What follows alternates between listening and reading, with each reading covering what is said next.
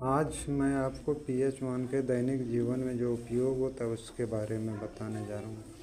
पहला है कि मानव के शरीर में जो रक्त होता है उसका पीएच मान 7.0 से 7.8 तक ही हो सकता है। इससे अधिक या कम होने पर वह सर्वाइव नहीं कर सकता है, बहुत बड़ी परेशानी हो सकती है। दूसरा, वर्षा का जल उदासीन होना चाहिए, लेकिन जब इसका पीएच मान 5.6 से कम हो जाता है तो वह अम्लीय हो जाता है और जो मृदा को, पेड़ पौधे को और पत्थरों से बने इमारतों को नुकसान पहुंचाता है। खेत की मृदा उदासीन प्रकृति की होनी चाहिए, यानी उसका पीएच मान 7 होना चाहिए। यदि इसके पीएच मान 7 से कम या अधिक होता है तो वह क्षारकीय हो जाती है और वह मृदा अनुर्वर हो जाती है, फसल उत्पादन के लिए बिल्कुल उपयुक्त नहीं होती।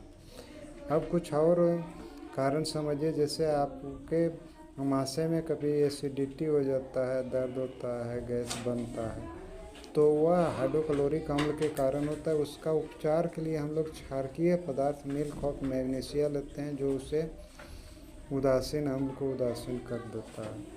आपके दांत गिरने लगते हैं क्योंकि आपके मुख में कुछ अम्ल बनता है, वह दांत के एनिमल को नष्ट कर देता है और धीरे धीरे टूट करके गिर जाता है। इसका उपचार क्या कर सकते हैं? इसका उपचार हम जब जो पेस्ट का उपयोग करते हैं वो क्षारकीय होगा तो वह अम्ल को उदासीन कर देगा, दंत क्षय रोक सकता है। जब हमें मधुमक्खी या बर्रा काटता है तो बहुत दर्द होता है क्योंकि उसके डंक में फॉर्मिक अम्ल होता है।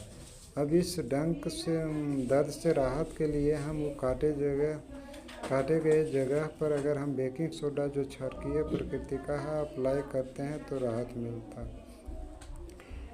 प्रकृति में एक नेटल पौधा पाया जाता है, यदि इसकी पत्तियों को हम छुएं तो बहुत ज़्यादा दर्द होता है, तो उसका उपचार भी प्रकृति में ही होता है। नेटल पौधे के पास एक डॉग का पौधा होता है जो क्षारकीय प्रकृति का होता है। यदि नेटल पौधे के टच के कारण दर्द हो रहा है तो डॉग का पौधा की पत्तियों को रगड़ दीजिए, आप वह उदासीन हो जाएगा, दर्द से राहत मिल जाएगा। प्लीज़ लाइक और सब्सक्राइब करिए।